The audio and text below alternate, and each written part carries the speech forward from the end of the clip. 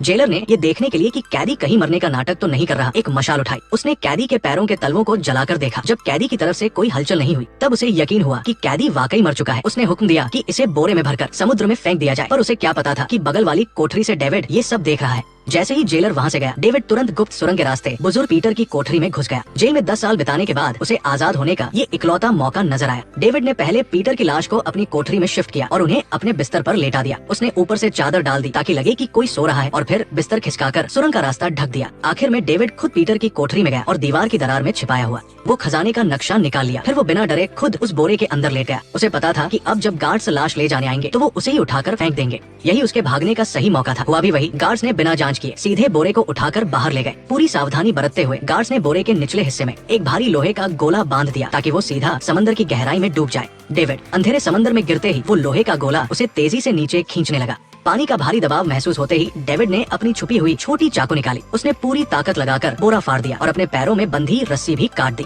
वो भारी गोला गहराई में गिर गया और डेविड तेजी से ऊपर की ओर तैरने लगा। आखिरकार वो आजाद था, पर अब उसे बिना वक्त गवाए किनारे तक पहुंचना था। जल्द ही पुलिस को उसके भागने की खबर मिल सकती थी। तभी खाना देने वाला गार्ड कोठरी के बाहर आया। जब कोई जवाब नहीं मिला तो वो घबराकर अंदर गया। उसने जैसे ही चादर हटाई तो देखा कि वहाँ डेविड नहीं बल्कि वो बुजुर्ग पीटर लेटे थे। जेलर भी वहाँ पहुँच गया और ये देखकर हैरान रह गया कि डेविड की कोठरी और बुजुर्ग की कोठरी के बीच बहुत पहले से सुरंग बनी हुई थी। उसने तुरंत पीछा करने का हुक्म दिया। उधर डेविड हिम्मत जुटाकर किनारे पर पहुँच चुका था। ताजी हवा का झोंका उसके चेहरे से टकराया। वो आखिरकार उस नर्क जैसी जगह से बाहर आ चुका था। अगले दिन जब डेविड अपने घर की तरफ बढ़ रहा था तभी उसका सामना पुलिस के सिपाहियों से हो गया। वो वक्त रहते पास के जंगल में छुप गया। दुश्मन उम्मीद से ज्यादा तेजी से ढूंढ रहे थे, इसलिए उसे अपनी ये कैदी वाली वर्दी जल्द से जल्द बदलनी थी। वो चुपके से एक घर में घुसा जहाँ के लोग खेतों में काम करने गए हुए थे। डेविड को वहाँ कुछ पुराने कपड़े मिले। उसने फौरन उन्हें पहना और अपनी वर्दी उतार दी। जैसे ही वो मुड़ा उसकी नजर आईने में खुद पर पड़ी। उसने 10 सालों से अपना चेहरा नहीं देखा था। वो अब हंसता खेलता नौजवान नहीं रहा था।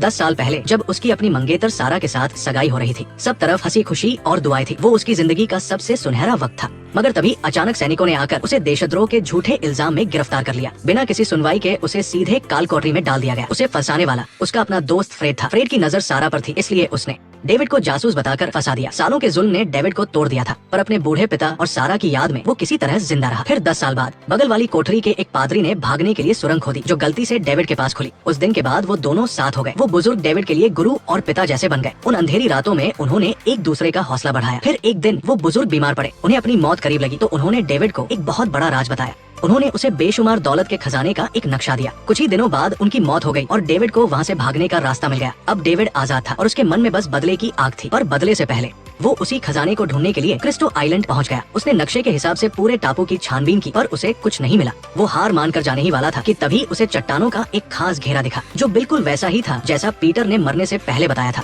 डेविड तुरंत वहाँ पहुंचा। नीचे उतरने पर उसे पत्थरों के पीछे एक गुफा का रास्ता मिला। उसने भारी पत्थर हटाकर देखा तो अंदर का नजारा देखकर उसकी आंखें खुली की खुली रह गई। वहाँ लकड़ी के ढेर सारे संदूक बड़े सलीके से रखे हुए थे। उसने जैसे ही सबसे छोटा संदूक खोला, सोने की चमक से गुफा जगमगा उठी। वो पूरा संदूक सोने के सिक्कों से लबालब भरा हुआ था। वहाँ कीमती रत्न, हीरे और ऐसी चीजें थी जिनकी कोई कीमत नहीं लगा सकता था। उसी पल भगोड़ा डेविड मर गया और उस गुफा से जो बाहर निकला वो था एक अमीर नवाब। कुछ दिनों बाद डेविड भेष बदलकर अपने पुराने घर पहुंचा। उसने वहाँ एक पड़ोसी से पूछताछ की। उसने पूछा उनकी मौत कब हुई। जवाब मिला करीब 5-6 साल पहले। क्या आप उन्हें जानते थे?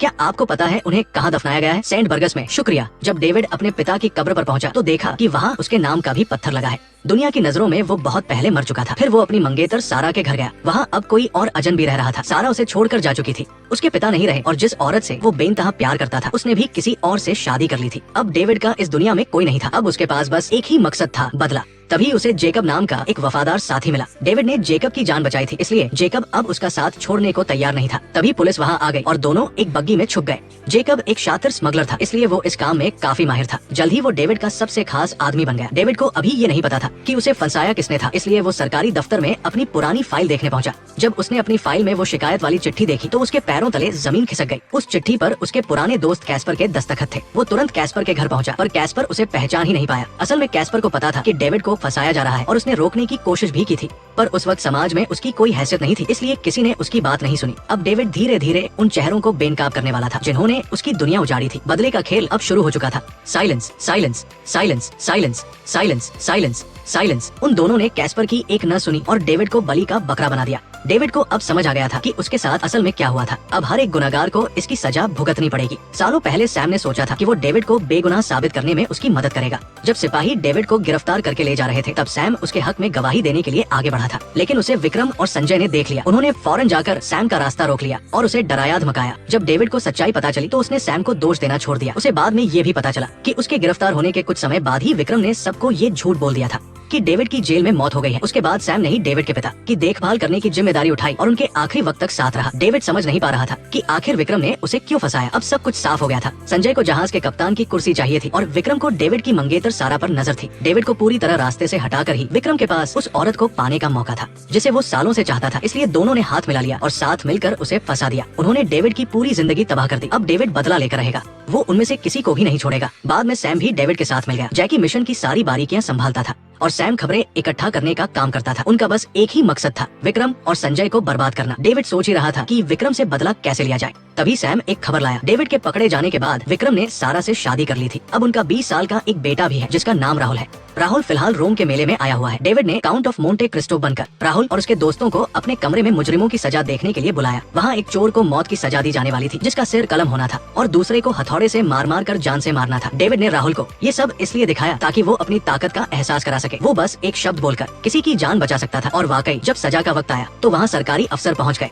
भगवान की असीम कृपा से मैं शपथ लेता हूँ, मैं शपथ लेता हूँ, मैं शपथ लेता हूँ। राहुल ने अपनी आंखों से देखा कि असली ताकत किसे कहते हैं। एक मौत की सजा पाए इंसान को डेविड के सिर्फ एक इशारे पर वापस बुला लिया गया।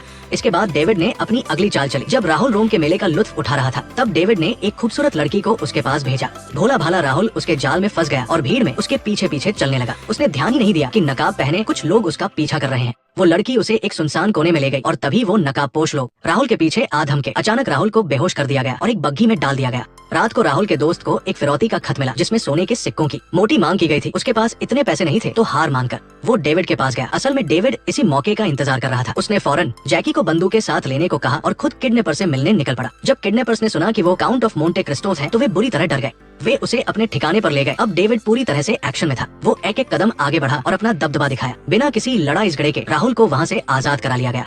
राहुल को लग रहा था कि डेविड ने उस पर बहुत बड़ा एहसान किया है। उसकी नजरों में डेविड अब एक बहुत ही ताकतवर और रहस्यमयी इंसान बन चुका था। अगले दिन डेविड उन्हें छोड़ने के बहाने पेरिस तक उनके साथ आ गया। राहुल के माता पिता ने डेविड का शुक्रिया अदा करने के लिए उसे घर पर दावत दी। उन्हें बिल्कुल अंदाजा नहीं था कि राहुल जिस काउंटर की बात कर रहा है वो असल में डेविड ही है। डेविड ने घर में कदम रखते ही अपनी मंगेतर सारा की तस्वीर देखी। उसे पुरानी बातें याद आ गई। डेविड को वहाँ बैठे थोड़ी ही देर हुई थी कि इतने सालों बाद सारा उसके सामने आई। वो बहुत ही सुंदर और शालीन लग रही थी। उसके चेहरे पर एक मेजबान वाली मुस्कुराहट थी जैसा कि रईस घरानों में होता है। दोनों की नजरें एक दूसरे से मिली। सारा की आंखों में एक अजीब सी शांति थी जैसे वे पहली बार मिल रहे हों। विक्रम ने कहा, मेरी पत्नी और मैं आपके शुक्रगुजार हैं। डेविड ने कहा, कोई बात नहीं। सारा ने पूछा कि क्या वो पेरिस पहली बार आए हैं?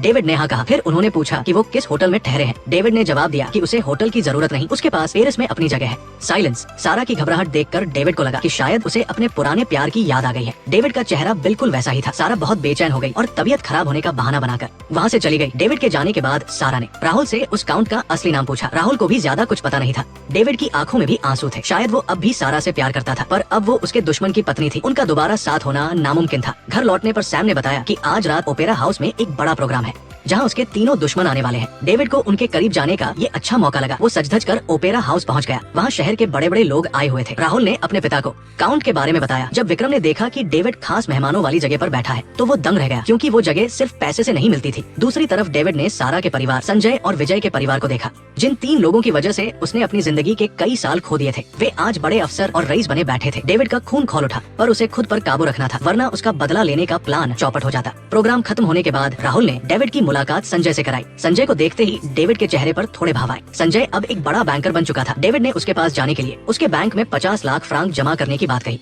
इतनी बड़ी रकम सुनकर संजय हैरान रह गया। फिर राहुल ने डेविड की मुलाकात विजय से कराई जो पहले एक वकील था। इसी विजय ने बिना किसी सुनवाई के डेविड को काल कोठरी में डाल दिया था। हैरानी की बात ये थी कि उन तीनों में से किसी ने भी डेविड को नहीं पहचाना पर डेविड यही चाहता था ताकि वो अपना अगला कदम उठा सके। कहानी अभी रोमांचक मोड़ पर है पर कई लोग सोच रहे होंगे कि डेविड इतना कामयाब कैसे हुआ। इसका सीधा सा जवाब है ताकत। उसके पास इतना पैसा था कि कई पुश्ते बैठ कर खाएं। उसके पास रसूख था। उसके दुश्मन उसे पहचान क्यों नहीं पाए? क्योंकि अब उसका रहन सहन और बात करने का तरीका पूरी तरह बदल चुका था। वो अब मामूली नाविक डेविड नहीं बल्कि एक रईस काउंट था। ये दुनिया बहुत ही मतलबी है। जब आप ताकतवर होते हैं तभी लोग आपकी कद्र करते हैं। आज के लिए बस इतना ही। अगली बार हम देखेंगे कि डेविड अपना बदला कैसे शुरू करता है। फिर मिलते हैं। अपना ख्याल रखिए। साइलेंस।